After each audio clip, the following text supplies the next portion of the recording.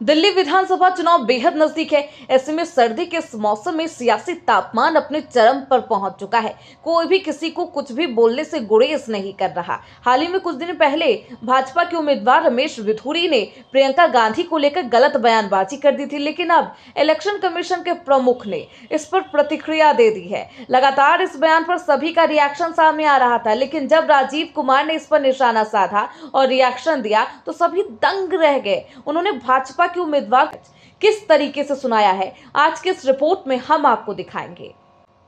चुनावी मौसम में जिसका इंतजार आप सभी कर रहे थे, जिसका इंतजार दिल्ली वासी कर रहे थे, वो दिन आ चुका है, वो ऐलान हो चुका है। जी हाँ, तारीखों का शंखनाद हो चुका है। चुनाव 5 फरवरी को होंगे और 8 फरवरी को नतीजा भी दिल्ली विधानसभा चुनाव का आ जाएगा।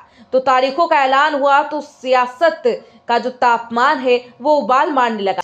सभी पार्टियों ने अपनी कमर कस ली है। दिल्ली विधानसभा चुनाव की तारीखों का ऐलान हो चुका है। मुख्य चुनाव आयुक्त राजीव कुमार ने एक प्रेस कॉन्फ्रेंस में बताया कि दिल्ली चुनाव के लिए 5 फरवरी को वोटिंग होगी और इसके नतीजे 8 फरवरी को आएंगे। इस बीच उनसे विवादित बयानबाजी को लेकर भी सवाल पूछे गए। बीते दिनों बीजेपी कैंडिडेट रमेश बिधूरी के प्रियंका गांधी और सीएम आतिशी पर दिए गए बयानों को चुनाव आयुक्त ने भद्दा करार कर दिया। राजीव कुमार ने क्या कुछ कहा वो आपको सुनाएंगे, लेकिन उससे पहले आपको बता देते हैं, वो फिर से वही कमेंट सुनाते हैं कि रमेश बिधूरी ने क्या कुछ कहा था प्रियंका गांधी को लेकर। झूठ बोला था, नहीं बना पाया, लेकिन मैं आपको विश्वास दिलाता हूं, जैसे ओखले की सड़कें हमने बना दिए, संगम बिहार की सड़कें बना दिए, इसी प्रकार से कालकाजी भी सुधार कैंप के सामने वाली, बराबर वाली, अंदर वाली सारी की सारी सड़कें प्रियंका गांधी के गाल जैसे जरूर बना देंगे।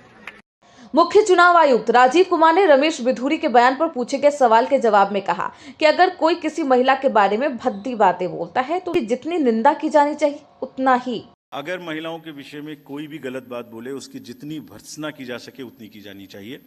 हमें ही नहीं, सबको मिलकर की जानी चाहिए, वोटर्स को भी की जानी चाहिए। इस तरीके के गंदे कमेंट्स नहीं किए जाने चाहिए। हमने बहुत स्ट्रिक्ट गाइडलाइंस दी हैं।